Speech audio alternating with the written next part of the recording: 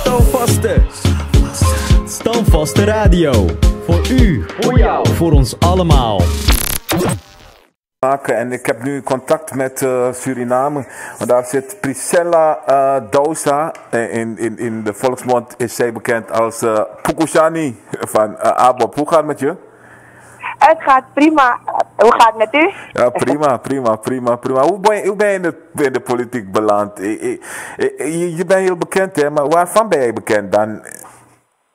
Nou, laat me alvast alle luisteraars groeten. Zoals u het al zei, Priscilla Dousa, meer bekend als Pukushani. Ik ben bekend vanwege het feit dat ik een heel artistieke persoon ben. De verschillende talenten die ik heb, gebruik ik steeds.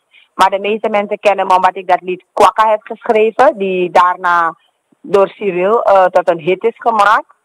Hij had ook verschillende optredens met dat lied als een van de top songs. Verder ben ik van huis uit ook nog dichter. Ik ben tourgids. Bijna anything you say and I've done it. En nu ben je echt in de politiek beland. Is dat iets voor jou? Ik denk van, waarom blijft Priscilla niet een onafhankelijke artiest, podiumkunstenares die tegen iedereen en alles schopt en kritiek levert vanuit een onafhankelijke positie, denk ik dan? Nou, kijk, ik vind dat de politiek altijd bemoeit met jou als mens. En het wordt tijd dat wij daar ook vorm geven aan wat verstaan wordt onder politiek. Net als wat u zegt, iemand die altijd de mening vormt, altijd achter mening staat, dat ben ik. En ik vind dat dat ook binnen de politiek mogelijk zou moeten zijn. En if you are not at the table, dan kan je daar niks aan veranderen. Je kan daar niks aan doen. Weet je, andere mensen gaan dat over je bepalen. Maar ik maak nu deel uit van de mensen die willen gaan zitten in DNA, waardoor ik zelf kan aangeven, dit vind ik goed of dat vind ik niet goed. Ook omdat ik als artistieke persoon een heleboel dingen op beleidsniveau veranderd zou willen zien. En dat kan ik via DNA door een behoorlijke controle uit te voeren op de regering. Mooi zo. En dan wil ik graag nu horen wat je zo graag veranderd zou willen zien in Suriname. Want ik denk, het gaat toch prima met Suriname? Nou, prima gaat het absoluut niet. Als je kijkt naar de prijzen in de winkel, dan stijgen dat... Ik praat met NDP'ers hoor, niet alleen met oppositie. Die zeggen nee, dat het prima gaat. Dat is te begrijpen. Okay. Maar als ik u zeg dat de koers op dit moment voor 1 US of 1 euro op 20 is, dan snapt u dat het niet goed gaat. Toch? En dan heb ik het los van de koers ook gewoon algemeen. Het gaat niet goed omdat er gewoon slecht beleid wordt geleverd als het gaat om sectoren. We hebben nu 70% ambtenaren en het 30% private sector die dan zeg maar belasting betaalt, of heel veel belasting betaalt, om deze 70% te kunnen helpen in hun behoeften, zeg maar, in hun salariering, et cetera. Dus er zijn een aantal dingen die op dit moment niet oké zijn. Dan gaat het niet per se om partij, het gaat in feite om beleid. Dus niet alleen maar de afgelopen 10 jaar. Het is iets dat is opgebouwd vanaf we in Suriname, zeg maar, regeringscoalities hebben gehad die niet de goede prioriteiten hebben gesteld. En dit is nu eigenlijk, zeg maar, eindfase. Waardoor we, als we nu niet keren, we steeds slechter en dieper de put ingaan. Ja, oké, dat is dus de koers. Je hebt het over de koers, maar ik ga terug naar jouw eerste zin. Je zegt, je wil dichterbij staan. Je wil in de assemblee zijn om dingen te veranderen. Wat zou jij concreet willen veranderen? Nog een keer. Yes. Mijn focuspunten, algemeen, jongerenbeleid. Eerste punt dat ik graag veranderd zie op het gebied van gezondheidszorg, seksuele gezondheid in Suriname. Het is namelijk zo dat we hier verschillende culturen hebben, waarbij meisjes op een bepaalde leeftijd volwassen worden verklaard op basis van hun culturele achtergrond. Dat is op dit moment niet op één lijn met de wettelijke leeftijd. Dat is een van de dingen. Ten tweede, behalve op cultuurgebied gaat het erom dat diezelfde jongeren ook wel toestemming hebben bijvoorbeeld om seksueel actief te zijn, maar ze mogen geen voorbehoedsmiddelen. Hun reproductieve rechten worden hierdoor niet erkend. Dat is dus een van de dingen die opgelost dient te worden. Jong ondernemerschap. Als het gaat om jongeren die iets goeds doen, dan vind ik dat vanuit de regering er beleid uitgestippeld moet worden om deze jongeren te ondersteunen. Bij je beste van de klas bijvoorbeeld, dan moet het niet zo zijn dat je een drop-out wordt omdat je geen geld hebt om je scholing te betalen.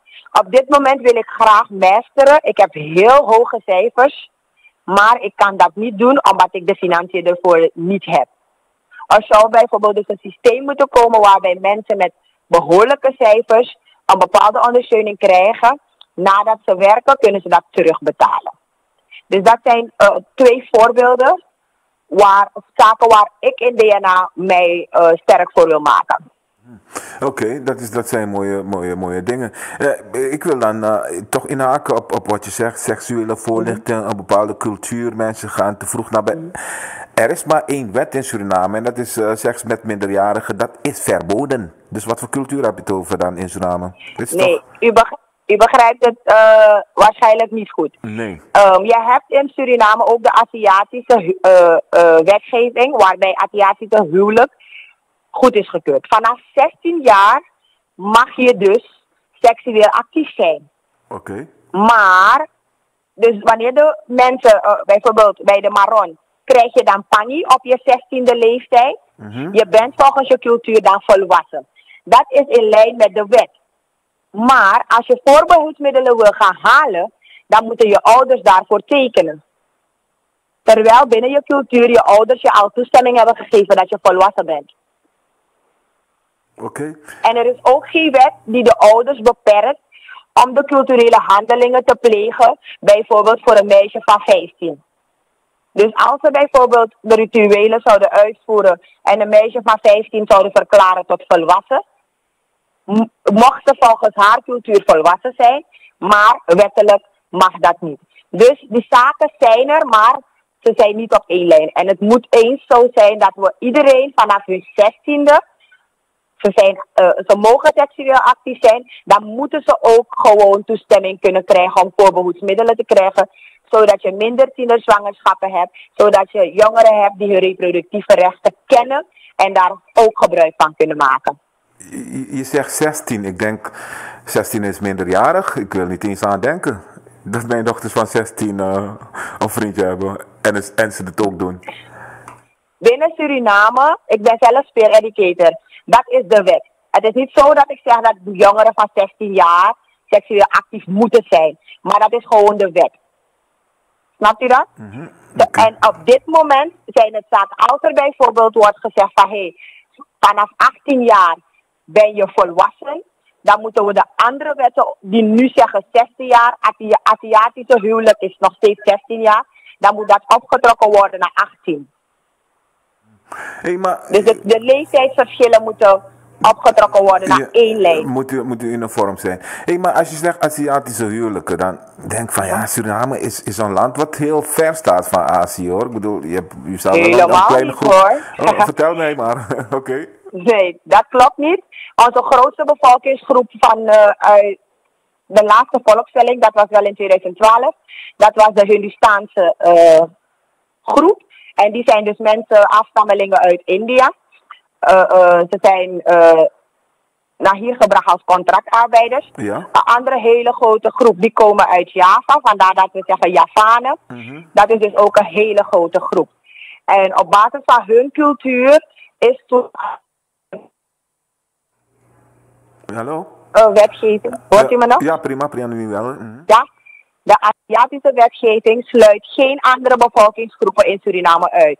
Dus ondanks ik van Maron afkomst ben, kan ik ook gewoon gebruik maken van de Aziatische huwelijk. Vroeger was de Aziatische huwelijk zelfs voor meisjes vanaf 9 jaar. Ligado. Ja. Jezus, ik moet er niet aan denken. Maar luister dan. En dan denk ik van, het is een mooi punt, maar ik denk van... En al die groepen die jij nu noemt, hè, die Aziatische groepen, die zijn allemaal vertegenwoordigd in Suriname, in alle organen vanaf het begin van Suriname.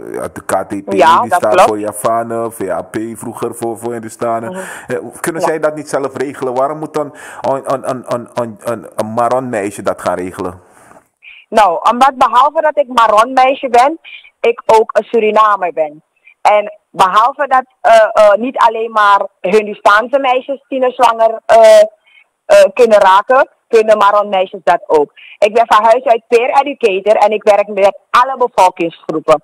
Dus als het gaat om gezondheidszorg, dan maak ik geen uitzondering van hey, ik ben Maron, keep it to you. Ik vind wel dat binnen DNA al de verschillende bevolkingsgroepen vertegenwoordigd moeten zijn. Maar het moeten vertegenwoordigers zijn die kunnen nadenken over al de verschillende bevolkingsgroepen. Vandaar dat ik vind dat ik potentie heb om het werk in DNA te doen. Mooi zo. Ik vind je heel pittig. Ik ben niet de enige hoor, want mijn app ontploft hiervan. Wat een flink meisje.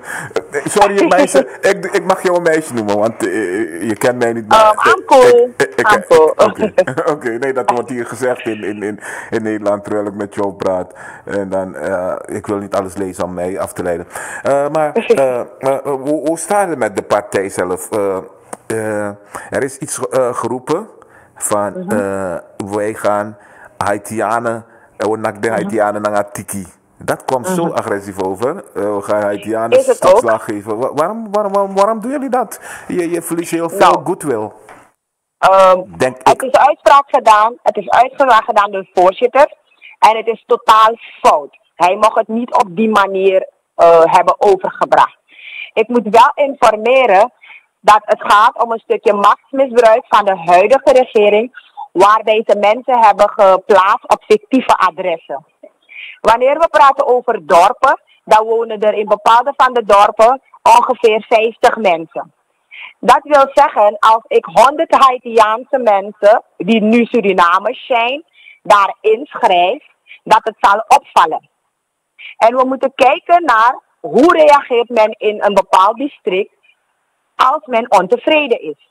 De mensen van Marowijnen waren ontevreden over dat van lockdown. Ze hebben geen protestacties georganiseerd zoals dat in Nederland gebeurt. Ze hebben de districtscommissaris Ruiten kapot geslagen met stenen. Dat is de manier waarop men heeft gereageerd. De voorzitter is dus op de hoogte dat als de mensen daar plotseling zien dat er vreemdelingen komen stemmen, dat de kans groot is dat ze geweld zullen gebruiken tegen die vreemdelingen die ze niet kennen. Want die mensen hebben nooit daar gewoond. Ze hebben ook geen affiniteit met zo'n dorp. Maar zo'n woordkeuze, wonak benangatiki, dat was dus totaal fout. Hij had bijvoorbeeld kunnen zeggen, laat de overheid kijken naar de situatie. Als ze zomaar mensen inschrijven op fictieve adressen, is de kans groot dat de mensen van de dorpen agressief kunnen reageren. En dat is iets dat we juist moeten voorkomen in plaats van stimuleren. Aan de Haitiaanse gemeenschap heb ik ook op mijn social media de oproep gedaan van hey, waar moeten we naar kijken? Kijken we naar de persoon die zegt van hey, pas op, als je daar gaat, kan je je bezeren? Of moeten we kijken naar de mensen die zeggen, ga maar, ook al weten we dat ze je gaan bezeren, ga maar. Dus het is een kwestie van woordkeus die totaal fout is. Maar de realiteit zegt ons wel dat de mensen van de Marowijnen niet met zich laten sollen. En als de mensen toch worden gestuurd, is de kans groot dat het chaotisch wordt. Van beide kanten uit. Want ik denk ook niet dat de Haitiaanse mensen kwaku zijn en gewoon zullen staan om geslagen te worden. Dus het kan een kleine rel of zo daar worden. Terwijl als de mensen gewoon op hun juiste adressen waren ingeschreven, je dit alles kon voorkomen. Ja, maar ik denk van, dat heeft die voorzitter dan bewijs van dit alles? Want ik weet hoe het gaat in Omarondorp. Iedereen kent, we kennen iedereen, hè? Dus je kan niet zomaar aankomen, toch? Als je niet van het dorp bent. Dus dat is toch... Je kan wel gewoon daar komen, omdat de mensen natuurlijk vriendelijk zijn. Er is geen issue daarmee, maar er werken colporteurs. En die colporteurs komen naar het dorp. U moet begrijpen dat een dorp geen straten al zodanig heeft. Nee. Dus de mensen komen en ook geen huisnummer. adres is juist. Adres is gewoon Mongotapu. Hey. En u begrijpt ook dat de ABOP eerder in de regering heeft gezeten. En ook toen ABOP'ers zeg maar in dienst heeft genomen. Dus de mensen die werken als colporteurs zijn niet alleen maar NDP'ers. Dus de mensen die ABOP'ers zijn en de neutrale mensen, die hebben dan even aandacht voor gevraagd van we hebben een aantal vreemde namen in Mongotapu.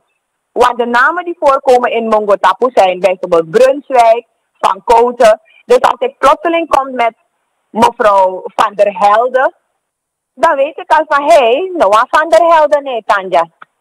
Dus daardoor is het uitgelekt, of daardoor weet men dat er mensen op verkeerde adressen zijn geplaatst. Oké, dus wat die voorzitter van ABOP beweert, dat is gewoon een feit. Er waren mensen daar zomaar op adressen geplaatst, zeg jij? Yes. Ja, dat is dus een feit. Okay. Alleen heeft hij het, dat van... Zijn woordkeuze was niet goed. Juist. Oké, nee, dat is duidelijk. Nee, ik dacht van, hoe kan het nou? Want ik bedoel, een Marondorp is een gemeenschap. Ons kent ons. Je kan niet zomaar binnenkomen. Je kan wel op bezoek komen, maar je kan niet langer dan 2 dagen blijven. Eerste dag gaan ze vragen, wie is die man? Je weet hoe het gaat. Maar dan begrijp je ook dat na hebidrei ai voor een regering die Fugo schrijft. Maar in dat want ze konden die mensen ook gewoon in Marouwijnen hebben ingeschreven. Dat zou het niet zo opvallen. Ja, maar gewoon in het dorp. Christella, maar je kan ook niemand zomaar inschrijven in een bos. Je moet wel een dorp zijn, je moet wel een naam hebben. Je moet wel een stembureau zijn in de buurt. Nee, maar Marouwijnen heb je ook... Kijk, het gaat hier om resorten. Dus jij gaat ze nu leren hoe ze zouden kunnen frauderen? Nee, ik geef alleen maar aan dat het nu gaat om resorten. Deze regering is op de hoogte dat er eventueel over kan gaan naar VVV. Dat wil zeggen dat de resorten zullen stemmen. Dus ze proberen in de kleine resorten te winnen. En dat doen ze door mensen in te schrijven op fictieve adressen. Oké. Ja. Dus ik leg het uit voor mijn mensen hier. Dus de verwachting is, dat verwacht NDP dat deze verkiezingsstrijd zal uitmonden in een VVV. Verenigde Volksvergadering. Dan moeten jullie allemaal, de resortraden, assembleeleden, districtsraden, moeten allemaal naar NIS gaan om de president daar te kiezen. Want het is tijd in de assemblee. We hebben niet alleen NIS hoor. Nou, ik heb wel AK-stadion toe. Ja, het zijn een stuk of... Ik begrijp je. Nee, alle VVV gaan toch naar NIS? Voor zover ik VVV heb gehoord en gekend. Ja, tot nu toe is het daar gehouden, maar het een indoor stadium is. Oké. Dus en je ziet dat ze ook spelen op VVV. Ja, dus kijk, het gaat erom dat men op de hoogte is dat de kans groot is dat iedereen, dus de andere partijen tegen de NDP zullen bundelen. Dus als ze genoeg zetels hebben, dat is minimaal 7. Als ze toch een presidentskandidaat zouden toevoegen en te merken dat ze vanuit DNA die samenwerking niet zouden kunnen krijgen, of dat ze dan niet genoeg kandidaten hebben daarvoor, is de kans groot dat als net als bij de heer Venetiaan, dat we dan bij VVV gaan. Ja. Als je kijkt naar dat van de heer Venetiaan, het was ook zijn 3e termijn toen ze naar VVV zijn gegaan. Oké, dus je houdt rekening met een eventuele VVV in je achterhoofd? Sowieso. Oké, ik dacht ABOP wint de verkiezing grandioos. Nou, ABOP gaat in Suriname niet voor meer dan de helft van de zetels. Dus we verwachten niet dat we 26 zetels halen. Als je vraagt aan Priscilla Dausa, dan halen we zelfs meer dan 51 zetels. Taka miljoen zetels. Maar de partij, de leiding, ze zijn niet zo enthousiast als ik. Dus jij wil meer dan 51 zetels? Ja, je moet hard werken. Hey, maar hoe gaat het met je campagne? Hoe gaan we afronden? Hoe gaat het met een campagne? Want je bent een BS'er, bekende Surinamer. Dus hoe reageren mensen op jou als jij binnenkomt met jouw campagneteam en jouw shirt en alles? Nou, tot nu toe probeer ik mijn campagne zoveel mogelijk via social media te doen. Ook vanwege dat van corona. U zei het al, ik ben een bekende Surinamer. Dus als ik ergens op een hoek sta, krijg ik voordat je denkt meer dan 10 mensen in mijn omgeving. Oké. Dus nu dat er versoepelde maatregelen zijn, kan ik wel een beetje het veld opgaan. Maar vanwege corona deed ik het meer via social media. Het gaat prima. Ik heb een aantal ouders bij gehad, want de mensen volgen me op de voet. Ze geven opbouwend kritiek. Natuurlijk heb je ook die fake accounts hoor. Die blok ik gewoon. Maar voor de rest krijg ik heel veel opbouwend kritiek. Ik krijg adviezen. Ik krijg sieraden om te dragen. Dus ze zorgen ook ervoor dat ik niet shabby op tv kom. Al dat soort dingen krijg ik. De jongeren met wie ik heb gewerkt maken de flyers voor me. Ze maken video's voor me. Dus mijn campagne wordt eigenlijk gevoerd door jongeren. En hoe kijken de mastodonten in ABOP naar jou toe? Want ABOP is wel een partij met redelijke traditie. Hè? Mensen die heel lang daar zitten en je kent de cultuur allemaal. Hoe kijken ze naar jou zoals mag ik zeggen, nieuw meisje die de show stelt? Nieuw, ja, inderdaad. Nou, het feit dat ik op plek het feit dat ik gekandideerd ben, geeft al aan dat er een bepaalde waardering is vanuit de structuren van de partij. Want om op de kandidatenlijst te komen, moet congresbestuur toestemming geven, ouderenraad moet toestemming geven. Dus vanuit de partij heb ik dus wel die ondersteuning gehad. Ik ben niet de enige.